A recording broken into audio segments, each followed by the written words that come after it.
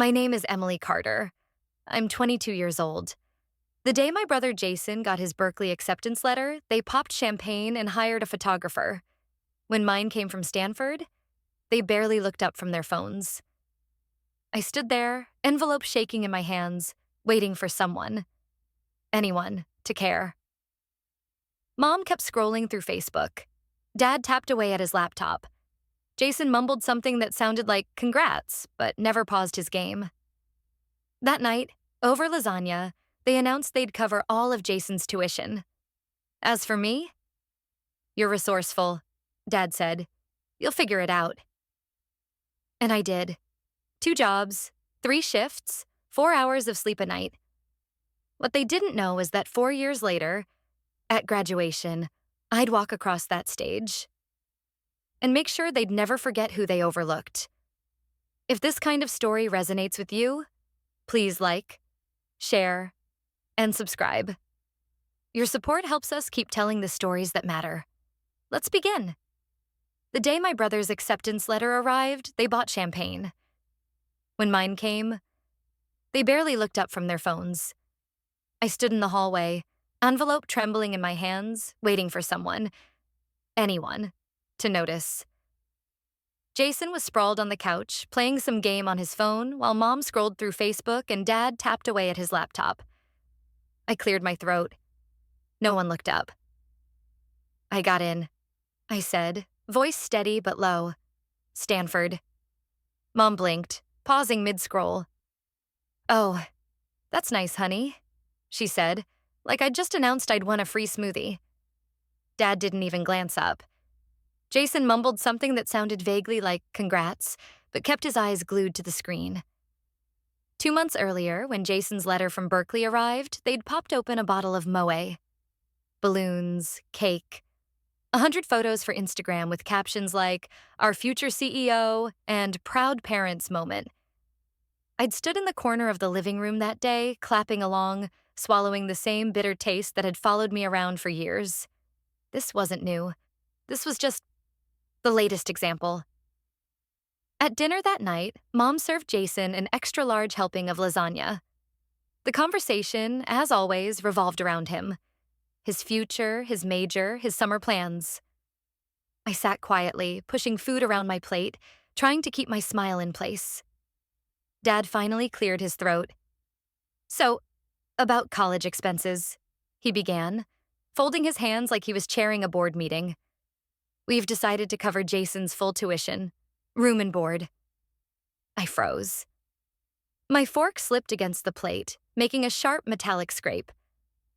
"And for you, Emily," Dad continued as if reading off a corporate memo, "we've done some research. There are plenty of loan options, and with your grades, I'm sure you'll get scholarships. You've always been resourceful." Resourceful. Like when I saved up for my own first car while Jason got a Jeep with a red bow in the driveway. Like when I worked weekends for spending money while Jason got a monthly allowance to focus on school. I swallowed hard. "You're paying for him? But not me?" Dad's expression tightened. "Jason's business degree is an investment. You'll figure it out like you always do." The words hit harder than any slap. I glanced at Mom, hoping for even a flicker of protest, but she just looked down at her plate. Jason shifted uncomfortably beside me, but he didn't say a word. That night, I lay in bed staring at the ceiling, heart pounding so loud it felt like a drumbeat in my ears. Moonlight spilled across my wall, illuminating the old science fair ribbons I'd never taken down. Proof that once I thought hard work was enough. I pulled my blanket tighter around me, eyes burning but dry. "One day," I whispered into the dark, fists clenched under the covers, "they'll regret this." While Jason was backpacking through Europe, I was washing dishes in the campus cafeteria to pay for my textbooks. The sink water was always lukewarm, tinged with leftover grease from 1,000 forgotten meals. My hands stayed pruny year-round. I'd clock out smelling like burnt toast and detergent, then sprint across campus for my next shift at the library, still wearing coffee stains from my morning tutoring gig. Most nights I didn't fall asleep. I collapsed.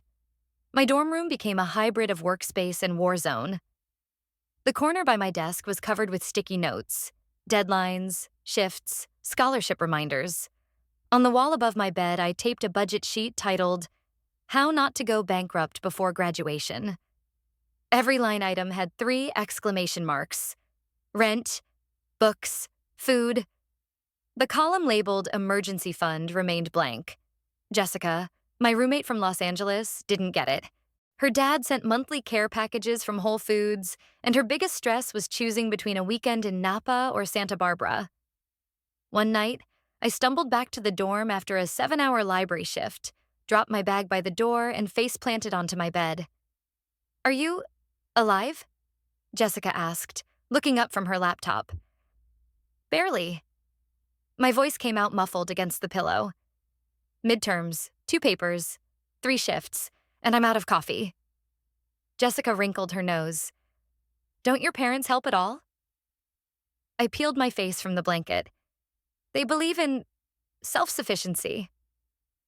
She stared like I'd just told her I grew up in a cave. The exhaustion wasn't just physical. It sat heavy on my chest, creeping into everything, even moments that should have felt like victories. Every A on my transcript felt like one more brick on my back. One more silent scream into a void that never answered. It all came to a head during my cellular engineering class sophomore fall.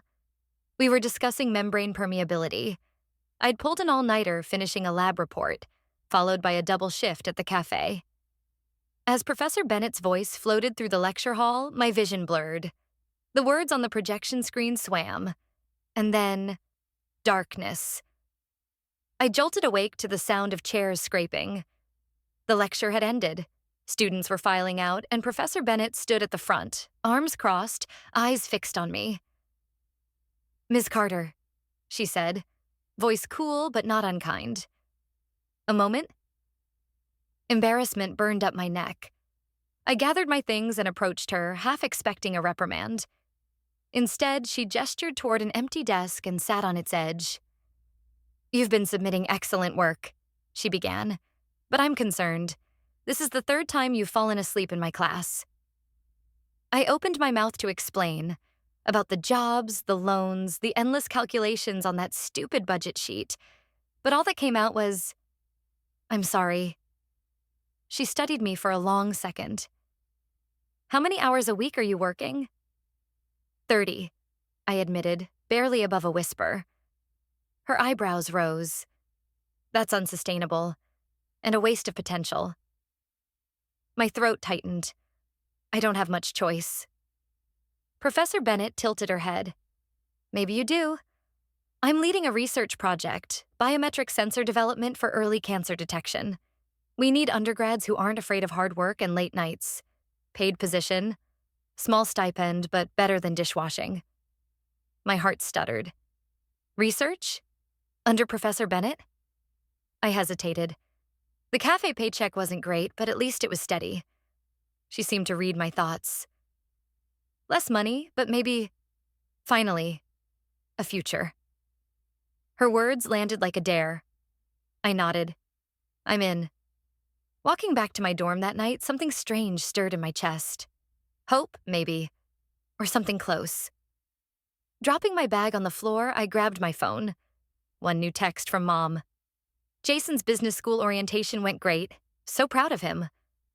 I stared at the screen, thumb hovering over the reply button. And then, I turned the phone face down on my desk. 3 failed prototypes, 2 hours of sleep. One last chance before I gave up completely. The lab smelled like burnt circuits and stale coffee.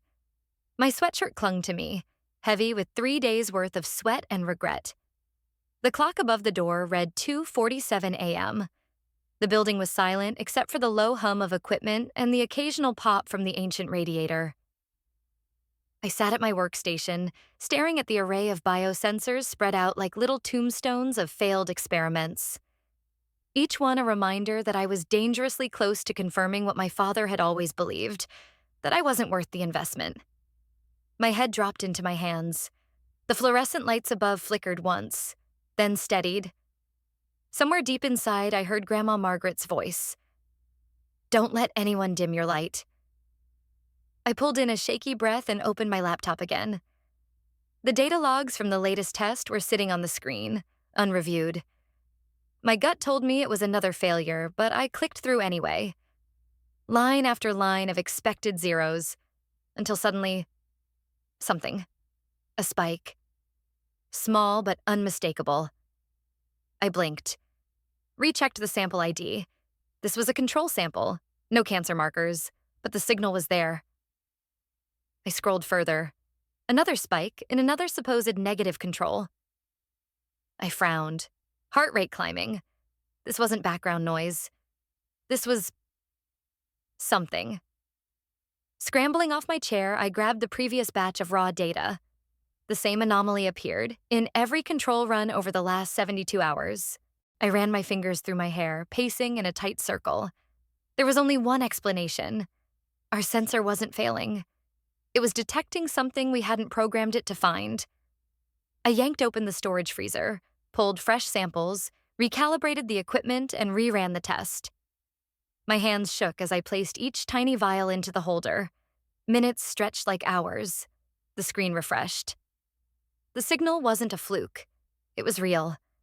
The sensitivity was off the charts, picking up trace cancer biomarkers at levels thousands of times lower than industry standards. My stomach twisted. Was this possible? Could we really? With trembling fingers, I grabbed my phone and fired off a text to Professor Bennett. 2:59 a.m. You need to come to the lab. Now it's urgent. I barely had time to breathe before she appeared at the doorway 15 minutes later, still in sweatpants and a Stanford hoodie, hair in a messy bun. Her gaze swept the room, then locked onto my pale, sleep-deprived face. What's going on? I gestured toward the monitor, words tumbling over each other. I recalibrated the system, retested the control samples, and look. She approached, eyes narrowing as she scrolled through the data. After a long, silent minute, she whispered, "No way." I nodded, still half afraid this was all a dream. She glanced at me, something electric in her expression now. "Emily, this isn't just good. This could change oncology as we know it." The weight that had pressed on my chest for years, student loans, late-night dishwashing shifts, endless rejection, shifted for the first time. Not gone, but lighter. Professor Bennett straightened, grabbing her phone. "We're submitting this for the Buchanan Award, and I'm calling Mine.So first thing tomorrow." While Mom was posting Jason's cap and gown photos on Facebook, Stanford's media team was emailing me about filming a documentary feature. I sat cross-legged on my dorm room floor, staring at the subject line like it might disappear if I blinked too hard. "Congratulations on winning the Buchanan Award. Next steps for media coverage." My hands trembled as I opened the email. Words like unprecedented research, institutional pride, and inspirational undergraduate journey jumped off the screen. Beside me, the corner of my old budget sheet still hung on the wall, yellowed and curling at the edges. Once it had been a symbol of survival. Now. I glanced at the folder on my desk labeled Mine.So Partnership Agreement, thick with legal language and more zeros than I'd ever seen in my life. I didn't need the budget sheet anymore. I'd outgrown it. Later that afternoon, I sat across from Professor Bennett in her office, the sunlight slanting across her cluttered desk. She slid a glossy folder toward me. "Finalized this morning," she said, tapping the Mine.So logo on the front cover. $2.8 million in research funding. Full PI rights. They want you leading the team after graduation. I swallowed hard. "And the Buchanan Award? It's official?" She smiled, eyes soft with something close to pride. Official and well-deserved. My heart hammered in my chest. It felt surreal, like I was watching someone else's life unfold. Before I could fully process, my phone buzzed. A text from the Stanford media team. "We'd like to film a short feature about your journey. If you're comfortable, we'll screen it right before degree conferral at commencement." I read the words twice, then a third time. "They want to show a video," I murmured, voice thin. Professor Bennett leaned back in her chair, crossing her arms. Are you? I met her gaze. Absolutely. 2 days later, I stood in the media room, wires and lights surrounding me, recounting snippets of my 4 years, without naming names, but making sure no one missed the point. Working 2 jobs, sleeping on lab couches, choosing between groceries and research supplies. The producers ate it up. Emotional struggle, underdog triumph. The perfect narrative for Stanford's commencement reel. That night, as I sat reviewing lab notes, my phone buzzed again. A video call. Jason. I debated letting it ring out, but curiosity got the better of me. His face filled the screen, framed by the high-end decor of his off-campus apartment. Hey, he said, scratching the back of his neck. I've been thinking about how he treated you, about everything. I raised an eyebrow. That's new.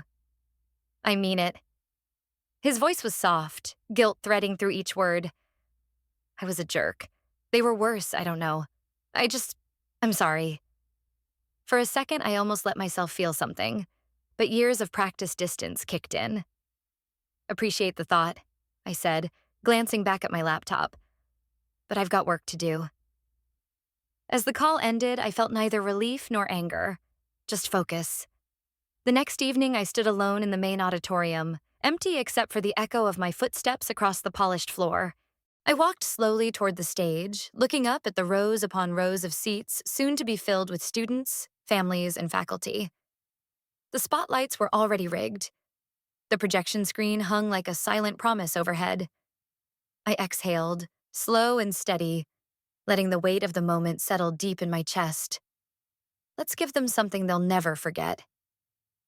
As I stepped off the stage, my phone chimed. I glanced down at the screen. An email from Stanford's media team.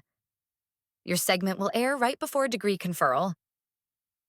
While Dad was scanning the crowd for Jason, I stepped onto the stage and broke the narrative they'd written for years. The California sun was already high, casting long, slanting shadows across Stanford Stadium.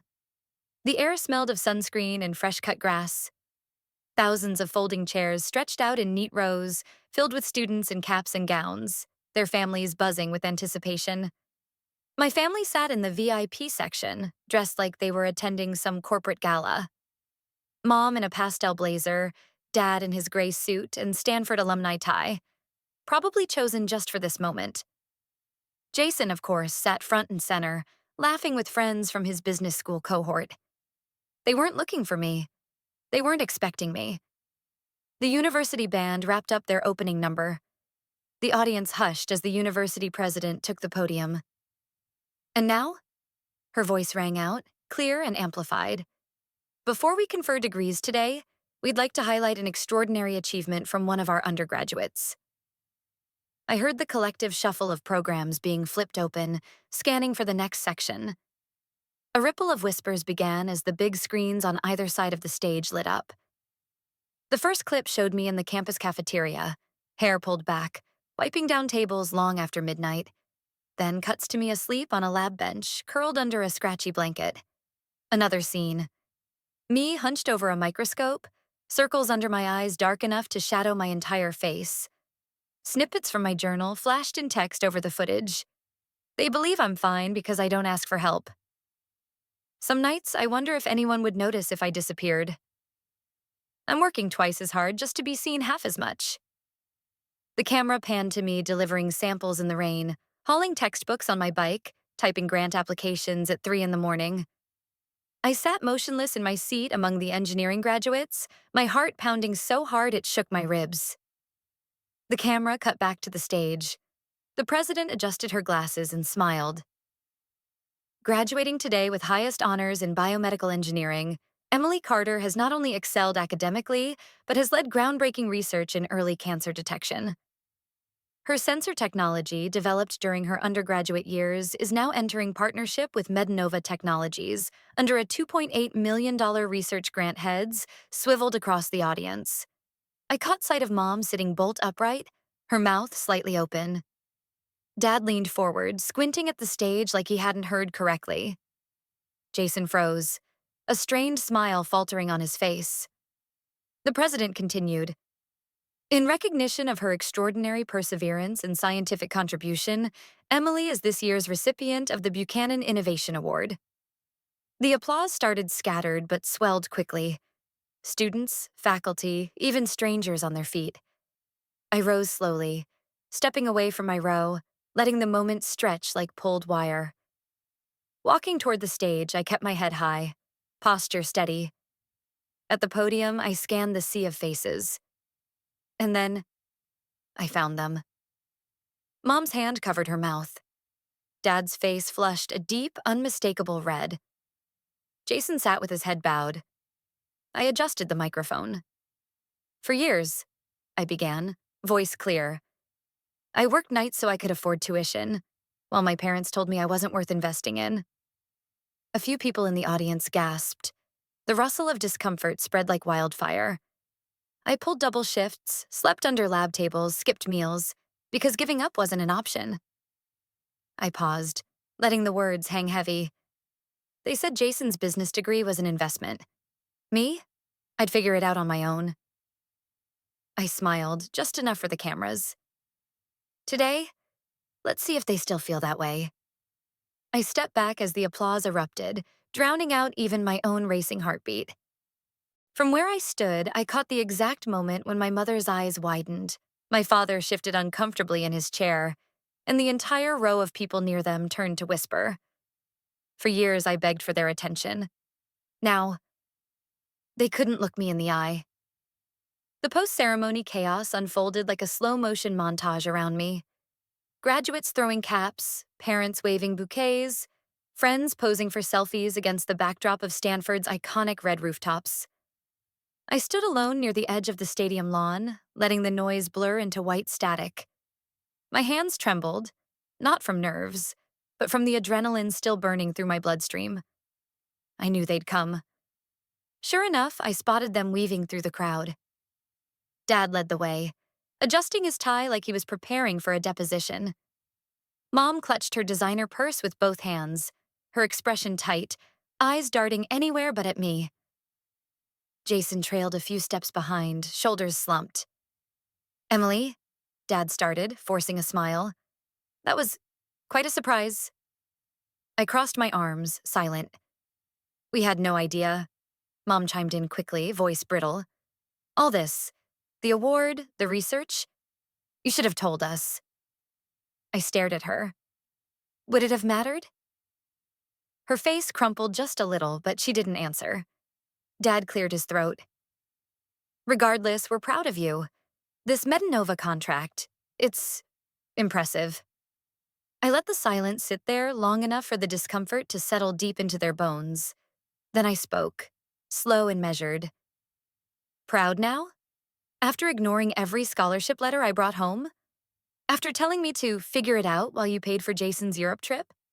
After deciding my education wasn't worth the investment?" Dad's jaw tightened. "Emily, that's not fair." "No." I cut him off. "What's not fair is standing in a cafeteria at midnight, wondering how to afford textbooks, while you celebrated Jason for getting a B in macroeconomics." Mom winced. "We didn't mean to." "You didn't mean to notice," I snapped. "Didn't mean to care. Didn't mean to ask how I was surviving. And for the record, this success? It didn't happen because of you. It happened despite you." Jason stepped forward, voice softer than I'd ever heard it. "They failed you, Em. And so did I. I'm sorry." I blinked, caught off guard by the sincerity in his tone. He continued, gaze steady. "I should have stood up for you years ago." Something shifted in my chest at that. Not forgiveness. Not yet. But something. Dad opened his mouth again, but I held up a hand. "We don't move forward until you own what you did. Completely. No more rewriting history." For once, neither of them argued. Behind me, I heard Professor Bennett calling my name, waving from across the lawn where my research team had gathered. I took a deep breath. "I have people waiting," I said, turning away from them. And as I walked toward Professor Bennett and the only group of people who'd ever believed in me without conditions, I let the final thought settle with me like armor. for the first time in my life. I get to choose who deserves my time. In the end, the applause wasn't just for scientific achievement, it was for years of resilience no one had cared to see. The people who once dismissed her now sat silent, faces flushed with the weight of their own neglect as the truth unfolded where everyone could witness it. Justice, it seemed, doesn't always arrive in grand speeches or courtroom verdicts. It sometimes walks quietly across a graduation stage, wearing honor cords and hard-earned pride. Like the slow build of a storm breaking over still water, the reckoning had come at last. And with every step forward, she left behind the version of herself that once waited for their approval.